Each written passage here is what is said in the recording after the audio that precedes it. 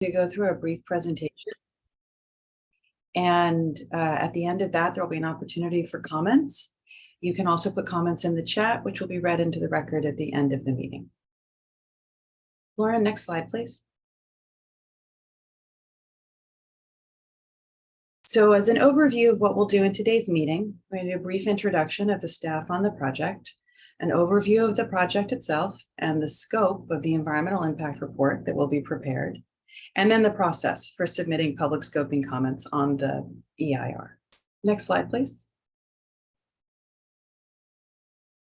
Next slide, please. So staff introductions. I am Kirsten Yucatel. I am the project manager for the programmatic EIR for the 2025 regional plan. And here today as well as Keith Greer, who is the environmental planning manager at Sandag, who is also managing the project. Next slide, please.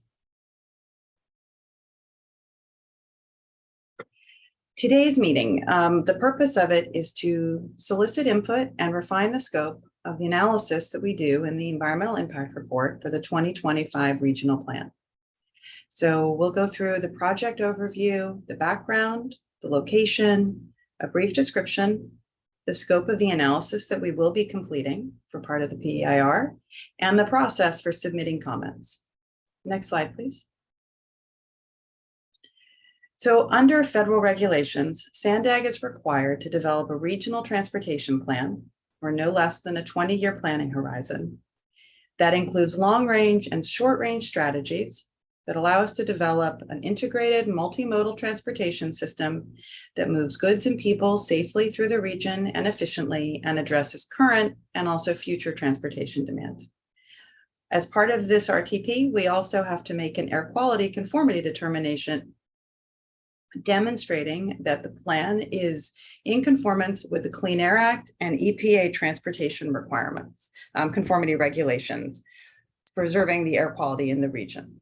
Next slide, please.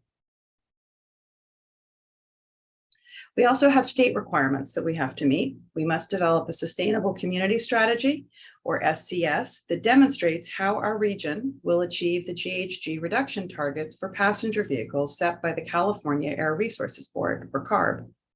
In March of 2018, CARB updated the regional emission reduction targets, and our current 2035 target is a per capita carbon dioxide emissions reduction from passenger vehicles of 19% as compared to 2005 levels.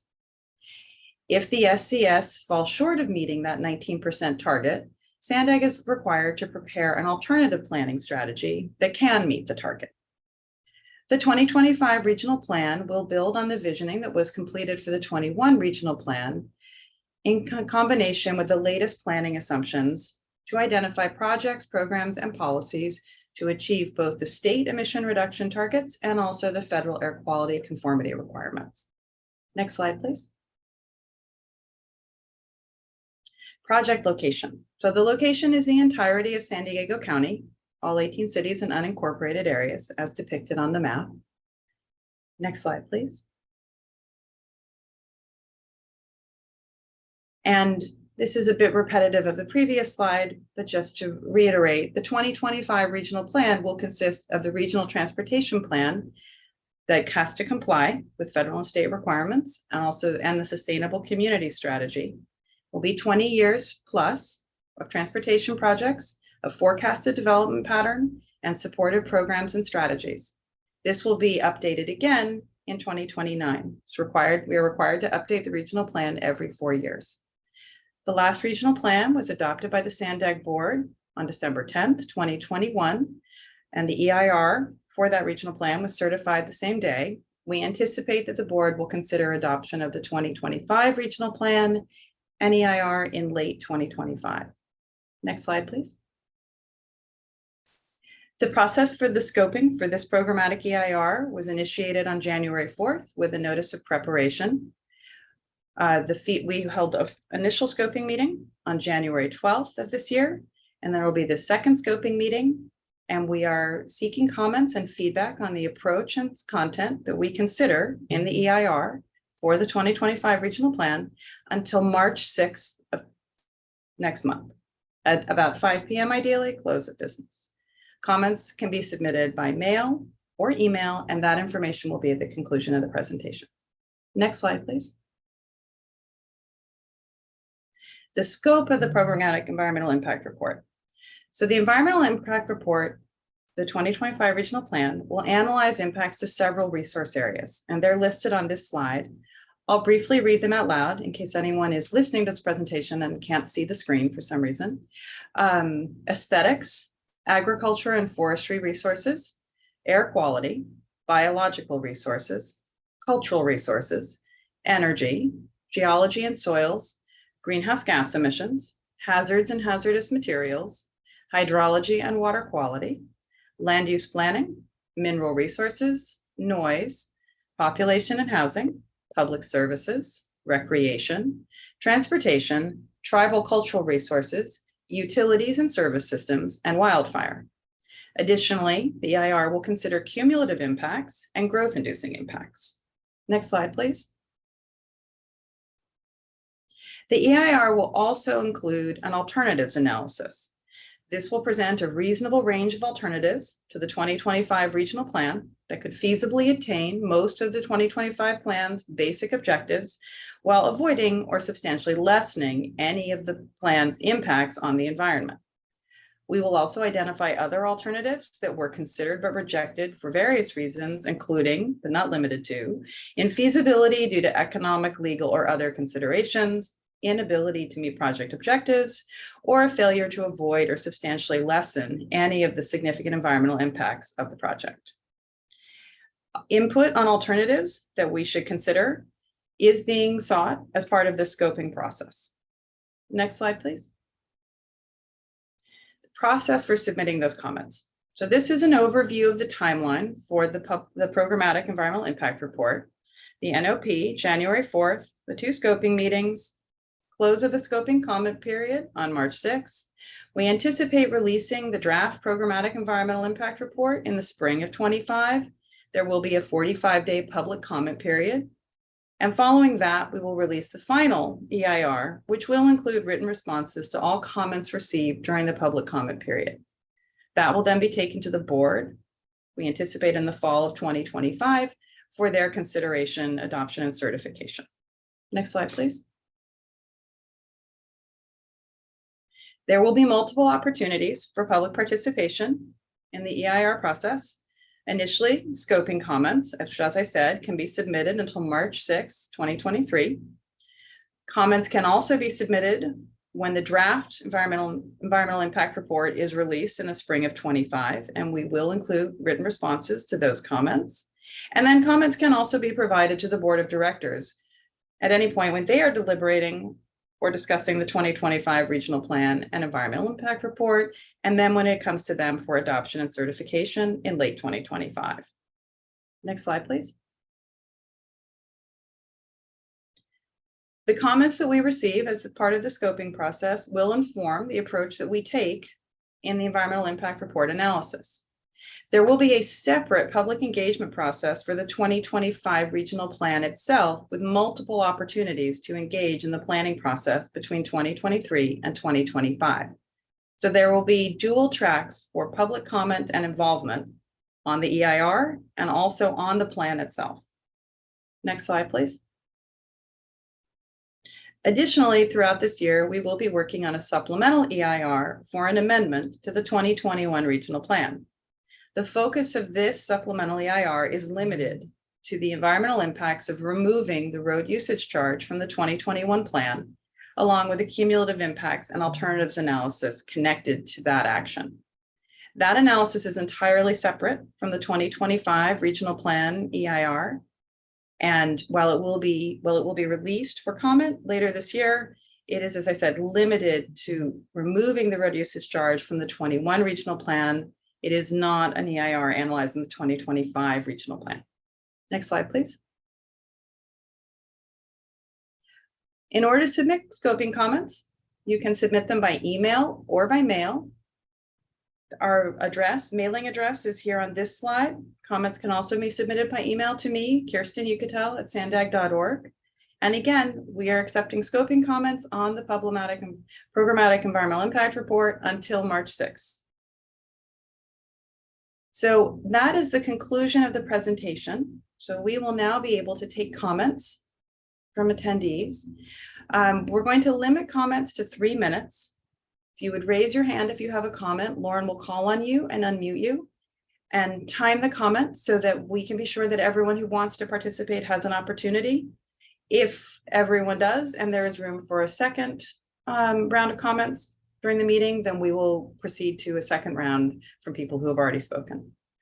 Do we have any hands raised, Lauren? We do. And the first person who raised their hand is Alex Wong, and then Mike Bullock afterward.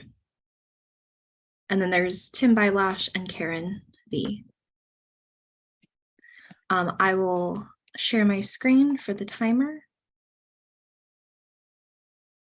And then I will allow Alex to begin speaking when Alex, you will be allowed to talk. So can I just ask you one, is there a Q&A time or? Really what we are hoping to get are thoughts and comments on how to approach the process for analyzing the environmental impact report. So not really a Q&A session per se, but we would welcome your comments. And I would encourage you, if you have any comments that you want as part of the record, to please submit them in writing before March 6th. Yeah.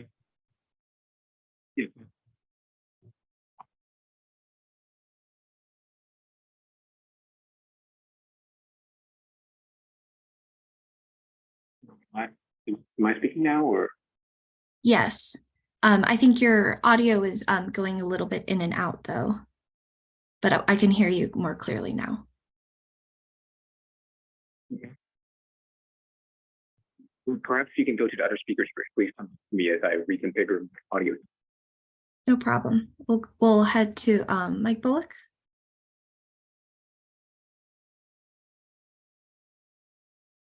Yeah, thank you very much. This is Mike Bullock. I live up in Oceanside, and I've been participating at SANDAG since I moved to Oceanside. I guess it was around 2007. So I want to comment on the list of impacts that you have there. For instance, you have noise, you have aesthetics, you have power, which is kind of weird because that kind of is similar to greenhouse gas. I'm not sure how you separate that out, but you do have greenhouse gas and you did spell it out. Now I want to point out something about noise. Noise is a negative thing. People don't like noise, okay? How about greenhouse gas? Well, water vapor is greenhouse gas. Carbon dioxide is greenhouse gas, and I'm a living large-brained ape here. I'm breathing out carbon dioxide. That's greenhouse gas. Just noise is actually variation in air pressure, right? It's sort of sinusoidal, and you bang a tin can and you hear it. And what is noise? If you want to be really objective, it's just a variation in air pressure. But it can be very annoying, and that word is very annoying, but not greenhouse gas. That sounds very innocuous. Although the Secretary General of the UN tells us that we have a code red climate emergency, and there's a connection between greenhouse gas and our code red climate emergency. He also says that we are solidly on a path to an unlivable planet.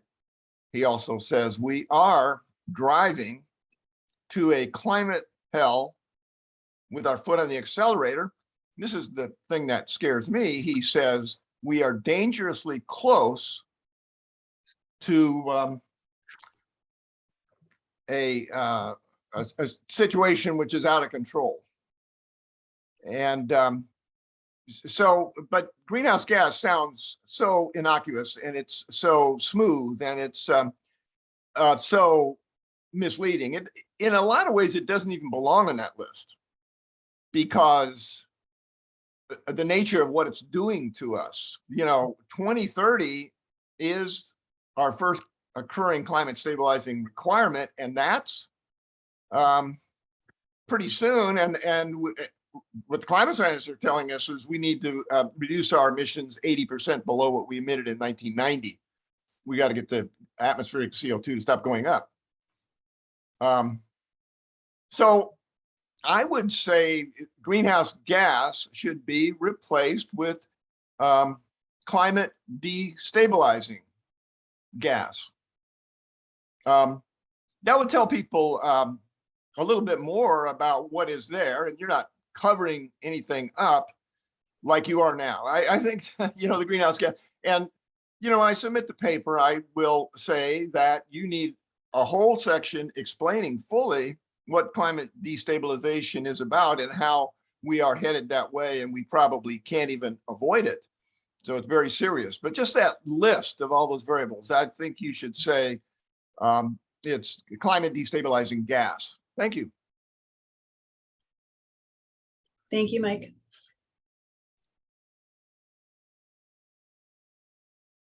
Alex, I will ask you to unmute if you're ready.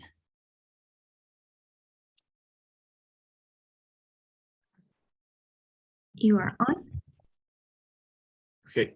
Yes, I believe that, when SANDAG is trying to formulate its environmental impact reports or just analysis, that SANDAG ought to really emphasize on increasing transit frequency, because what I see in your activity-based model 2 in the sensitivity reports is that you only estimate the frequency ridership elasticity at 0.3, which means that for every 1% increase in frequency, you only get a 0.3% increase in ridership. And I believe that that is actually a very gross underestimation of how powerful frequency can be in driving up ridership, because many of these transit researchers, they produce reports that show that when you increase frequency, the elasticity of the effect on ridership is that the frequency ridership elasticity is often up to 1.1. It ranges anywhere from 0.22 to 1.1. So you can see that 0.3 is really at the low end of that estimate. I would also say that areas like Mission Valley, like University City, they need to get the most frequency increase because these are connected to the busiest lines in the region, transit lines in the region, the Midcoast Trolley, and in Mission Valley, you have the Green Line.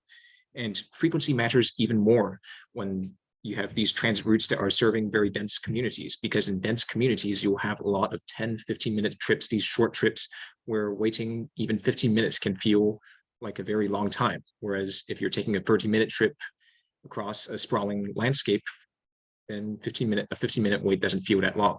So you really need to make sure that you can increase the trolley frequencies to at least 7.5 minutes, maybe every 5 minutes or along the Green and Midcoast trolleys, because no one really wants to wait up to 15 minutes during peak hour for a 10-minute ride across Mission Valley. But those kind of trips are going to be very, very common because there's just so much in Mission Valley. You'll have students, maybe they want to go to the mall, to their favorite coffee shop during a break between classes. And if they can't really get there in time because trolley only comes every 15 minutes, then they won't make those trips. So there will be less foot traffic to these small businesses as well. However, my concern is that instead of prioritizing increased frequencies, SANDAG is making transit free for all by 2031. Now, while that may be that may sound good in an ideal environment and in theory, the reality is that funding is really short for SANDAG. You see, the Citizens Initiative, Let's Go San Diego, it kind of failed to even make the ballots. And I mean, I support increased taxes to fund transit, but the reality is with such scarce transit funding and with such ambitious plans as you have, you really need to prioritize tax dollars into actually improving the quality of service, because I think frequency is, and just the slow speed of transit is really the #1 reason people don't take transit.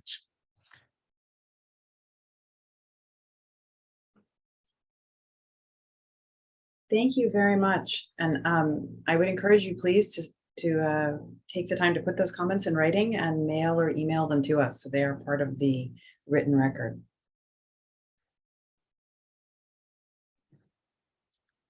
Okay. Now we will have Tim Bylash. Hi, Tim. You're able to speak now. Thank you. Is it possible to share my screen just for a brief slide? No, unfortunately, we're not sharing slides other than our presentation, but if you would like to submit that image or that content as a written comment, it will be part of the written record. Well, I will. I welcome Kristen and Keith, and I'm still getting used to the committee structure, but this slide, I think, speaks 1,000 words, and let me start with this then. I live up near the San Diego Lagoon, and I have a slide picture of an area of the lagoon south of the racetrack, which has lost 3 feet of the shore on the lagoon on its way out to the Pacific Ocean in the past storm. And I have sent before to Sandag as well, multiple pictures of the lagoon, the area in Del Mar, and some of the liquefaction, which public commentators like Catherine Rhodes have commented on before, as well as myself. And it's dramatic. And I have not received a reply from Sandag. I applaud Sandag in a lot of ways. I know you get a lot of public comments. But to me, this is the single biggest issue, talking about the EIR. These cliffs are falling into the ocean because of liquefaction down to some layer of clay, it appears to be, from the engineers I talked to.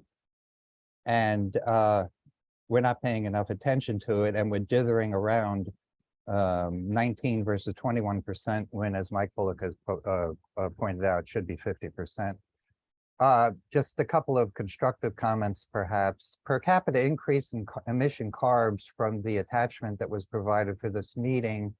I was wondering, you know, if you bring 1 million more people into the county, then you lower the carb emissions, it seems, because it's per capita. So I would like us to take a closer look at these emissions. I also want to thank the CEO for taking time to speak in Escondido on Saturday. He gave an excellent outline of an overview of the challenges Sandag faces. There is a article in the iNews online today, again, coming out the day of one of the Sandag meetings, and essentially trashing the Sandag organization. And as I see it, there aren't any interviews with Sandag personnel, just an opinion piece. I won't bother to go through. I see I have 20 seconds. I was at the notice the San Diego City Council meeting broadcast this week. I'm not sure the date. And there was a great deal of public comment about the half-mile walking issue. I do not understand it. I've tried to. It's still a puzzle in my mind about its impacts on the EIR. And we're either solving or making problems worse. Thank you. Thank you, Tim. And again, I would encourage you to put your comments in writing, including your slide, and send them to us by March 6th.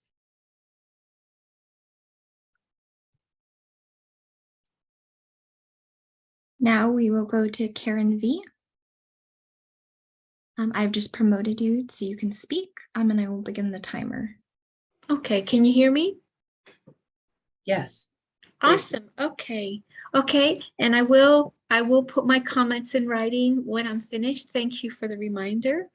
I would like to speak to the high occupancy vehicle lanes that are going to be, I guess the requirements are going to be changed from a 2-person or the pay per trip to 3 or 4 people. I think that would lessen the amount of times that the HOV lanes would be used, because you want to make it easier for people to use that. So keeping it at 2 people instead of requiring 3 or more occupants to use that lane, I think you should stay at 2. And I also think you should remove the pay to drive option because it divides people into the have and have nots. And I don't think it's right that you should be able to pay for that lane if there's only you driving in a car. So I think a solid 2 or more people would really increase the ridership in those lanes. I'm also very concerned about the road usage charge and the use of transponders to track people's miles.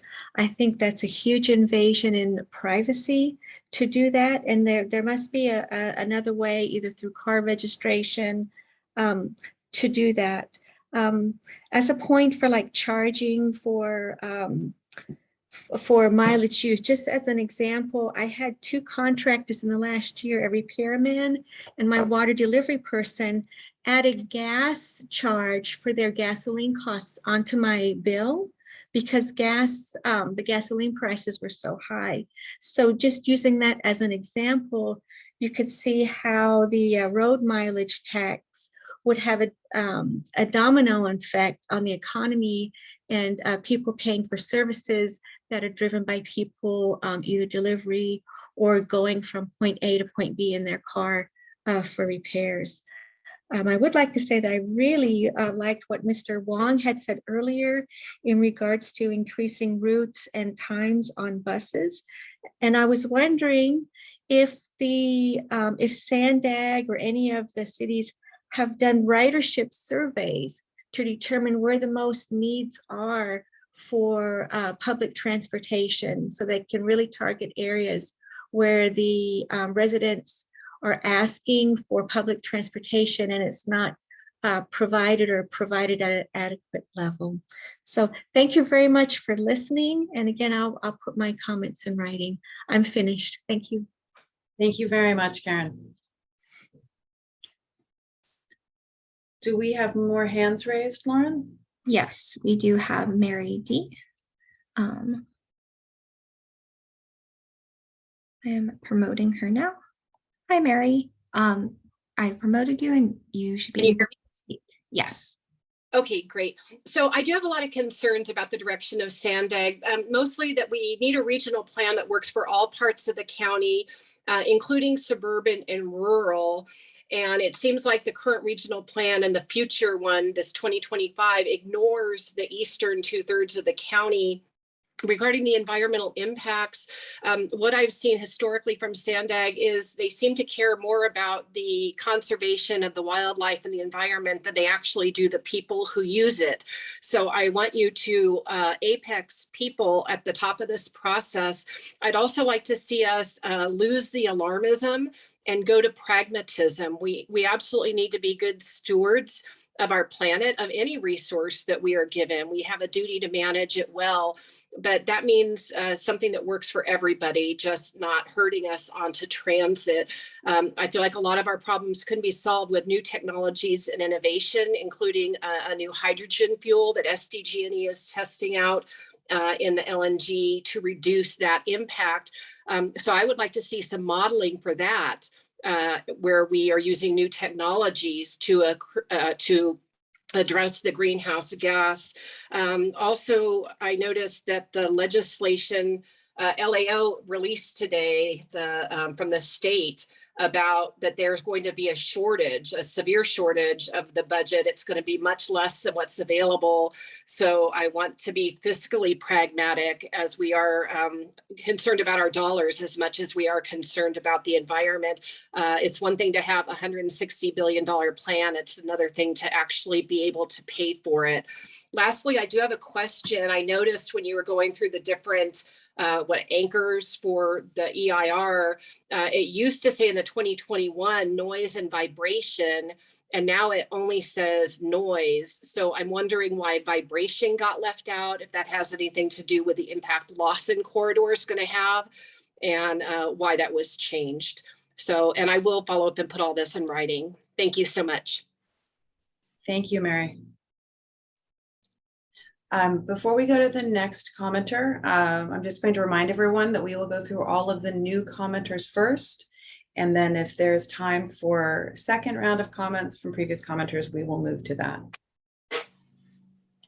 I believe it's RPG. I'm going to allow you to speak. You should be able to. And once you start speaking, I will begin the timer.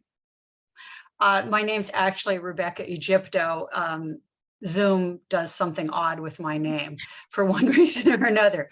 I'm very pleased to be able to attend this meeting, and I do have some comments regarding the areas where the EIR is going to be covering, most specifically population and housing and transportation. I'm aware that the city of San Diego has redefined several aspects of aspect to transit.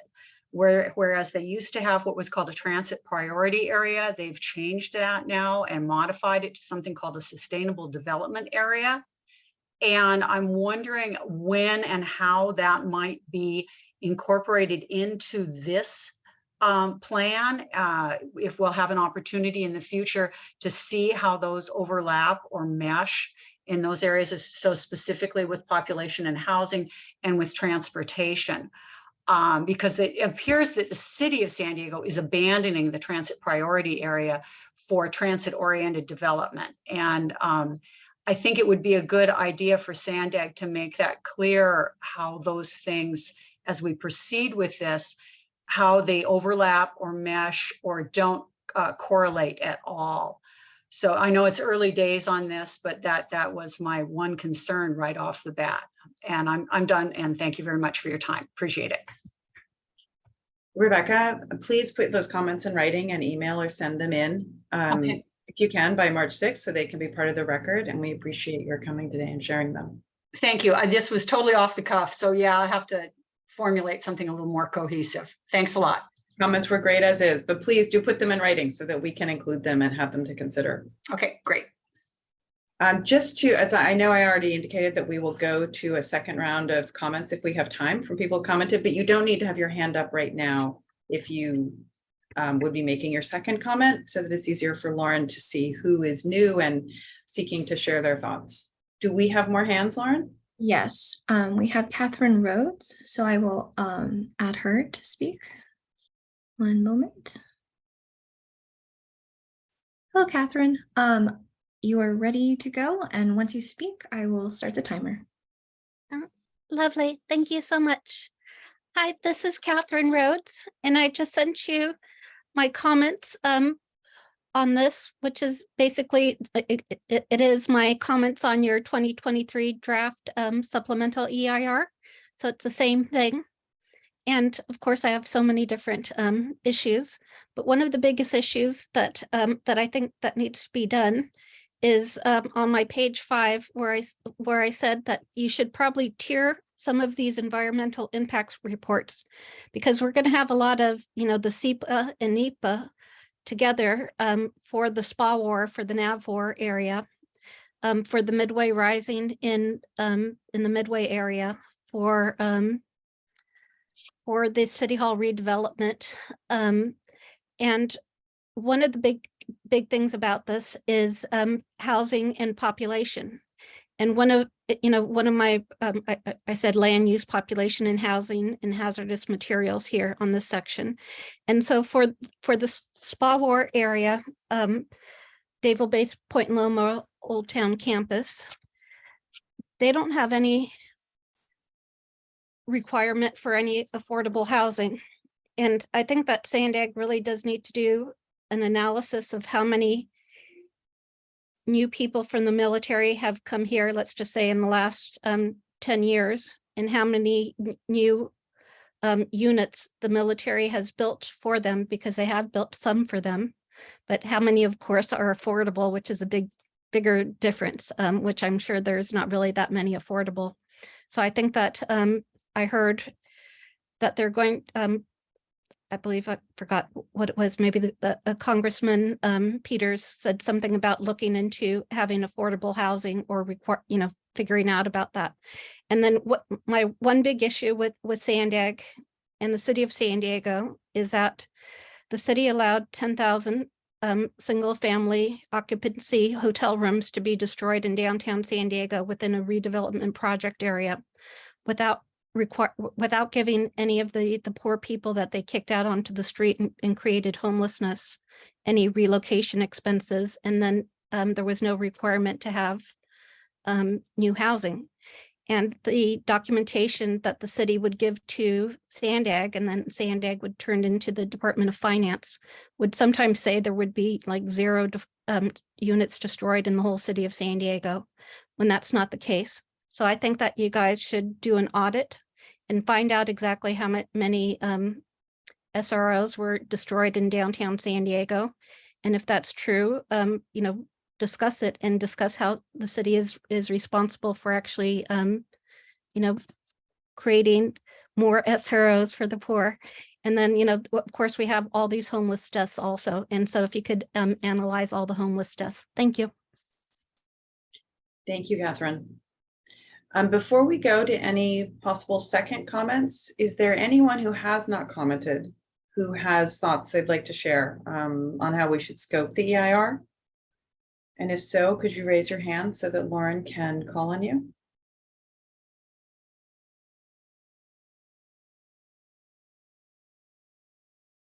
And then Lauren, if not, I will leave it to you to go back to a second round of comments.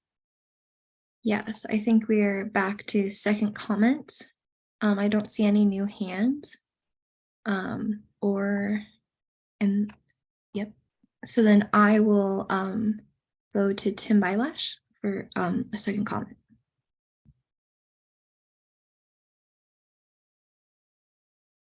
Oh, well, I thank you. Any comment I could make that might be helpful in terms of dealing with the environment would be to have an educational component as well.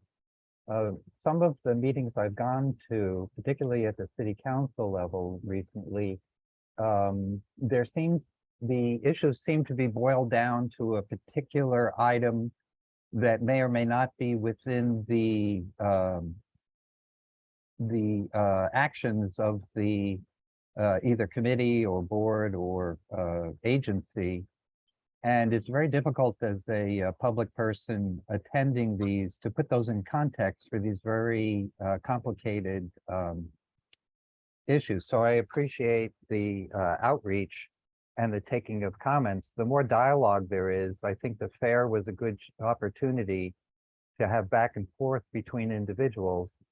And for the future of Sandag, I have some concern that the ability to carry out the tremendous number of changes that are coming around within the concept of transportation and only looking at certain issues and kind of just passing them along, it seems sometimes.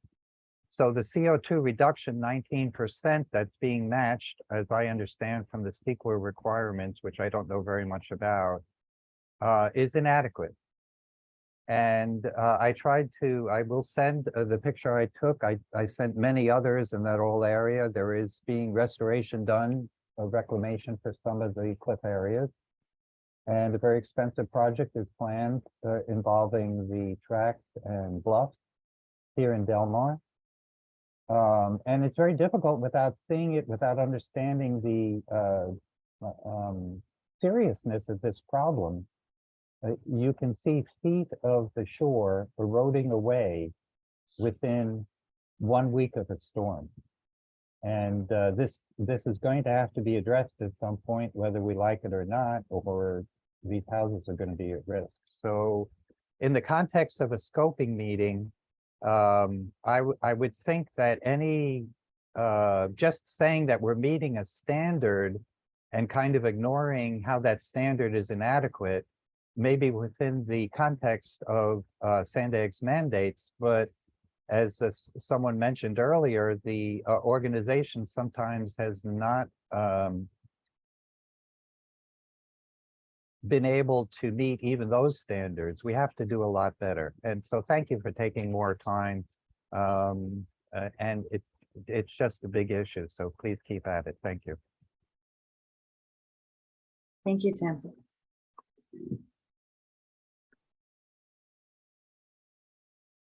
Okay, and then now we'll go to Alex Wong, and then Mary D, and then Mike Bullock.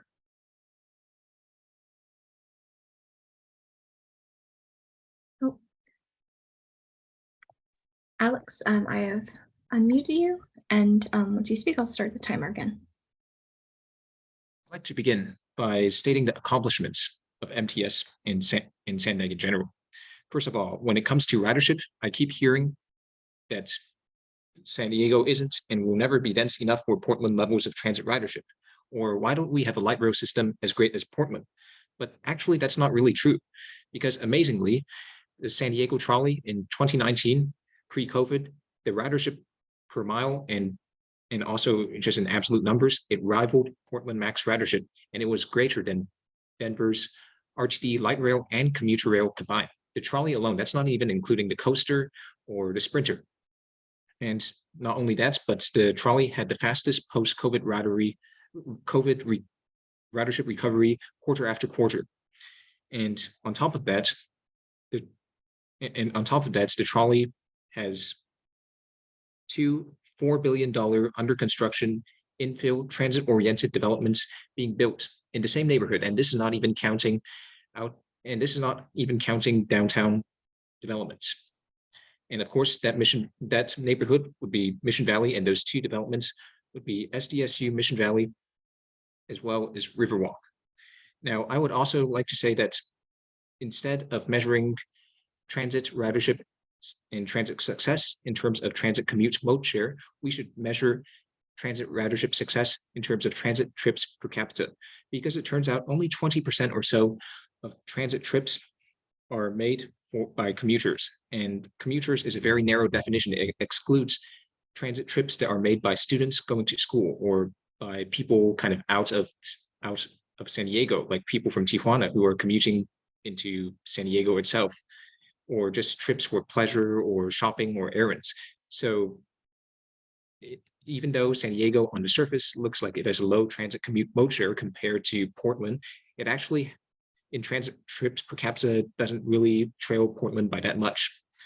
I would also like to say that while I support upzoning like the University City to up to 290 units per acre, which is just basically high-rise condos around these San Diego trolley stations, you really have to increase frequency. Once again, I cannot really stress this enough, because look at Vancouver, right?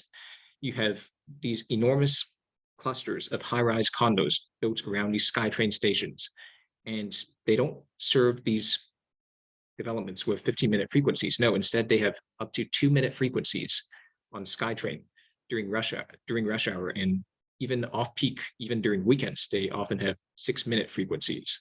And San Diego really is building density, really is building mega projects like SDSU Mission Valley that are as big and ambitious as those around SkyTrain. So I believe the trolley really deserves a lot more frequency.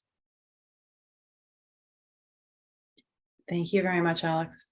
And again, please put your comments in writing and send them to us by March 6th. Okay, we will now go back to Mike Bullock.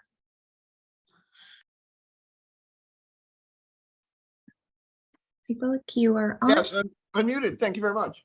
Yeah, I'm glad I got to speak again, because I sort of botched the Secretary General's key quote there. He said we're dangerously close to the point of no return. It's that simple, the point of no return. And of course, that is when the climate is destabilized, and one of these positive impacts, warming impacts, processes they've attained a magnitude such that there's absolutely nothing we can do about it. And there is no bounding case here.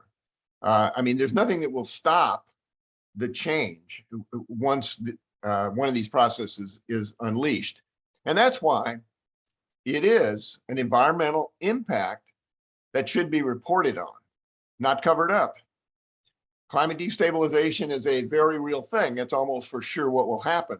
Now, your job is to protect the lives of people and to avoid that. And we have very little time. It's very unlikely, because people just don't seem to be very interested in the problem, but you have to make them interested in the problem by telling them the truth. And that I go back to that greenhouse gas. That's too innocuous, you know. It needs to say climate destabilizing gas, and that's what it is. Now, so what should the regional transportation plan achieve? Well, it should do its part to achieve climate stabilization. You talked about cumulative effects. One way to look at cumulative effects is what if everybody did what we're doing? And so we would have absolutely no chance, unfortunately. And so, but what does the regional transportation plan have to do? It has to achieve that 2030 climate stabilizing requirement. SB 375 is a law. It's 19% down, just as you cited there. And yeah, you got to do that. But is that enough to avoid the climate destabilization? Of course not.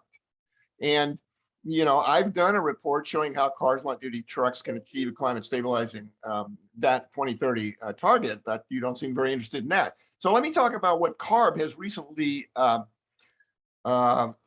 completed. They've done a scoping plan, and their scoping plan is achieving state mandates, which are not enough, right? The 2030 is only 40% down. It needs to be twice that, but nevertheless, it is 40% down.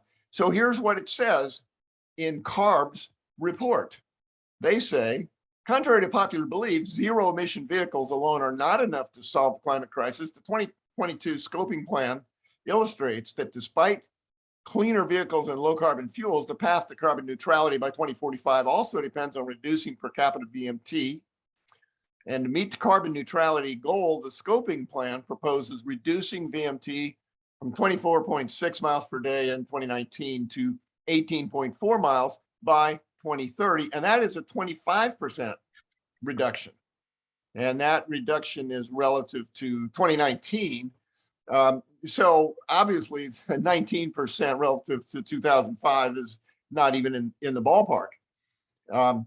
It says, note, the large per capita driving reduction that is needed by 2030 just to achieve the 2030 state mandate is only half of what is needed. Mike, So, yeah. your time has expired. Okay. I just want to take a minute to see if there are any new comments, anyone who hasn't already commented who would like to share thoughts. Because the meeting is soon to wrap up, and we will read the written chat comments into the record of the meeting. But is there anyone additional who hasn't commented who would like to share any thoughts?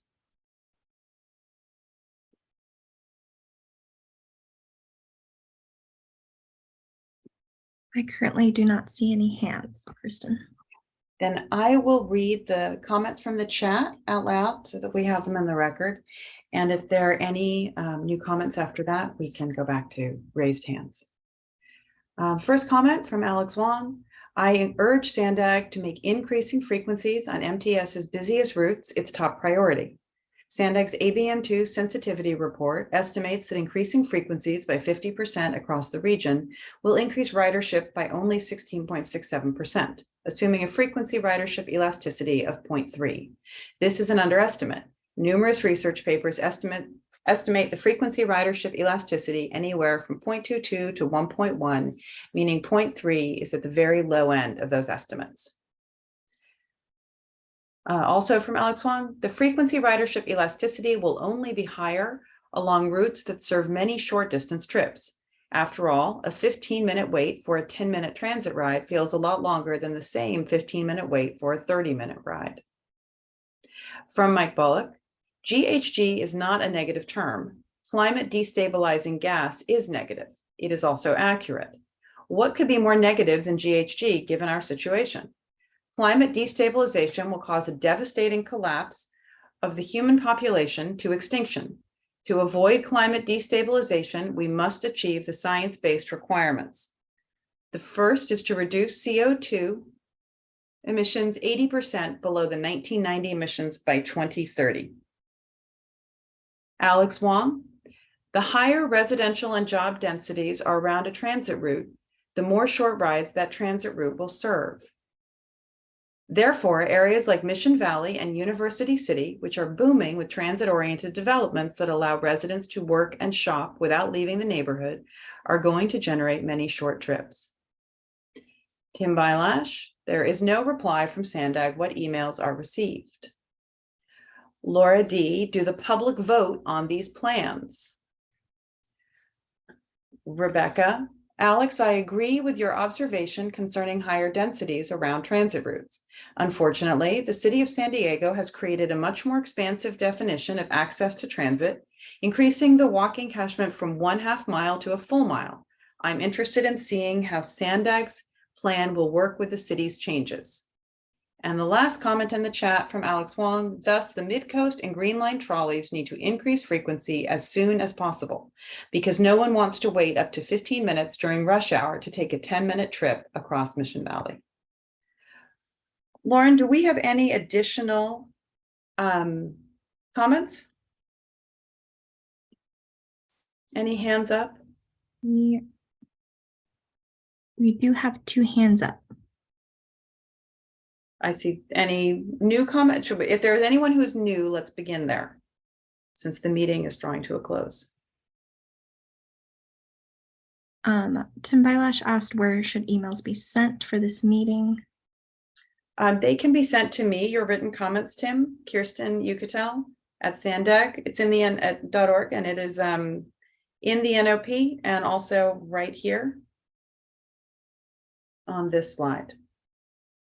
And you can go to our website and you can find the NOP and you can find the notices for the scoping meetings, and you will be able to find the recording of this meeting as well, once we've had a chance to upload it.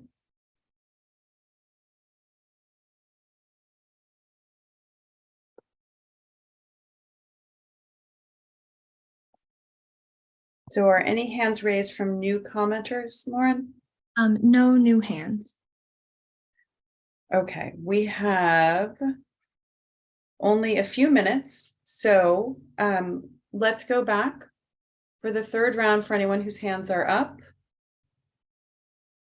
For 3 minutes. Yes, and I will share screen.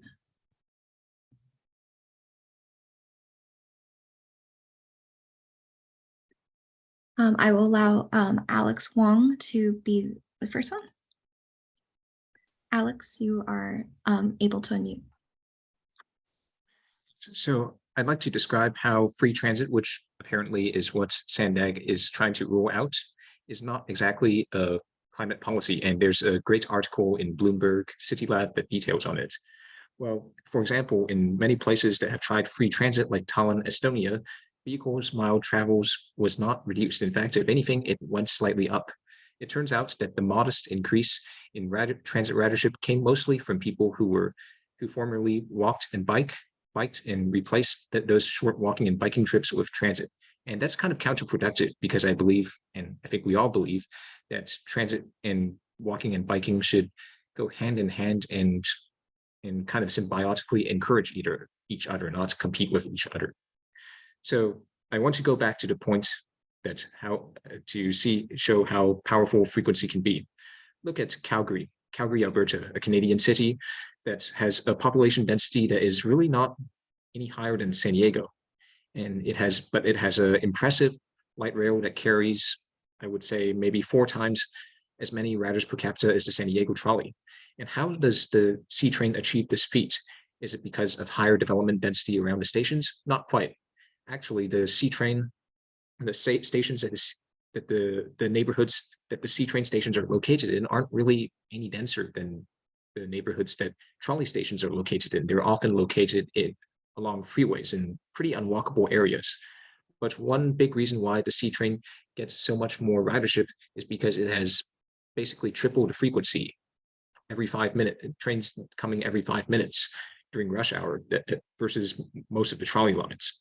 I would also like to talk about how I believe that San Diego should really try to lower transit costs, because as Alan Levy from the Transit Cost Project has said, the cheaper your cost per mile, the more transit you get to build. Now, I'm not saying that we should make transit slower or less frequent and cut corners to save money. No, I believe that if you are spending money to make transit on grade separations and things like that, to make transit as fast and frequent as possible, by all means, we need to do it. Rather, I'm saying that we should not overbuild stations. We should not build these gigantic monumental stations that are very long, longer than they need to be in order to make them look impressive or build these stations for very large trains. Rather, I would say that we should build underground stations that are still very high quality, but that are shorter in length, so you don't have to excavate as much area, but that serve shorter trains that come a lot more frequently, so that you actually move the same amount of people per hour per direction. Except you, with increased frequency, you actually incentivize more riders to take the train.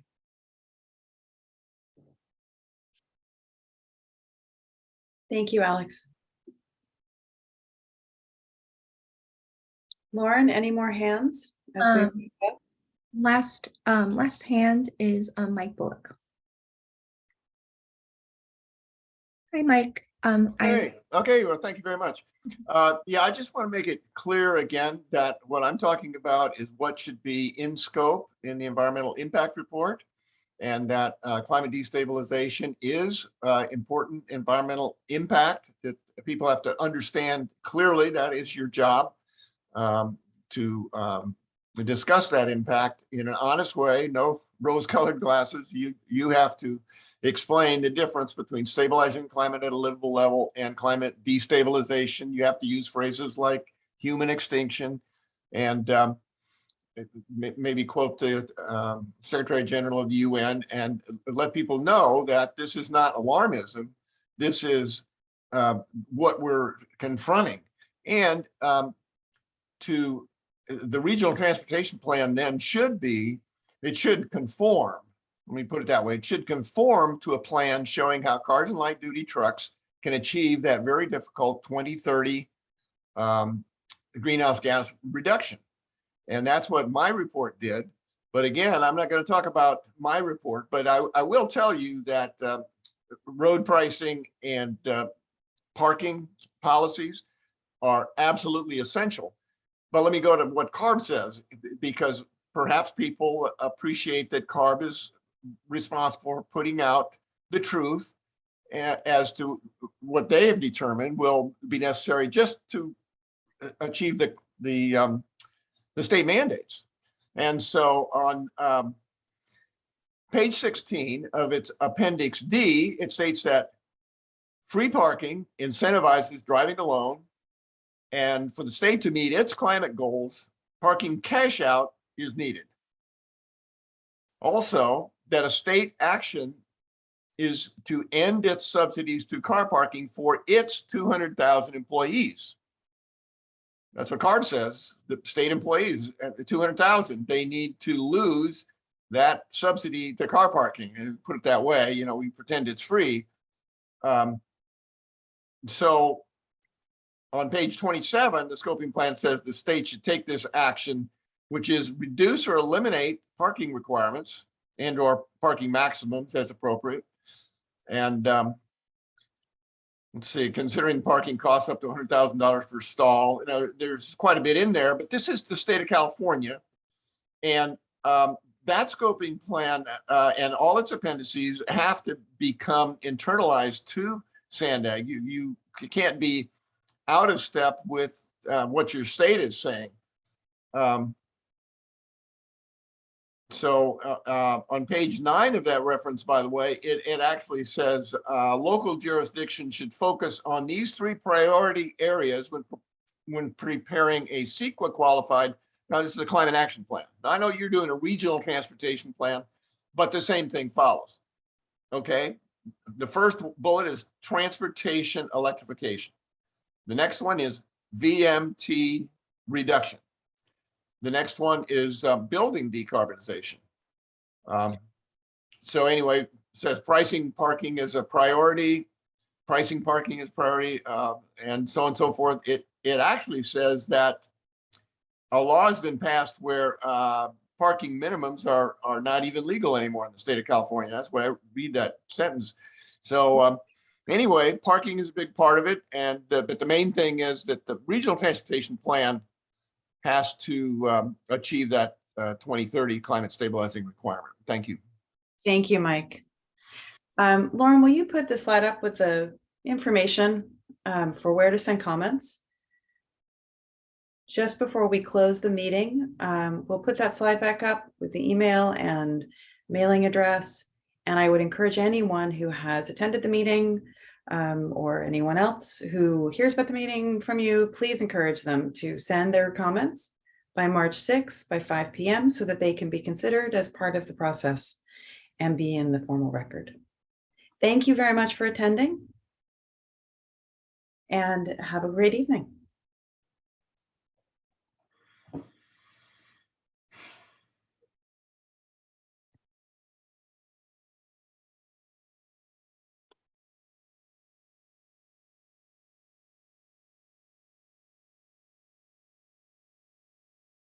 I'm going to stop the recording.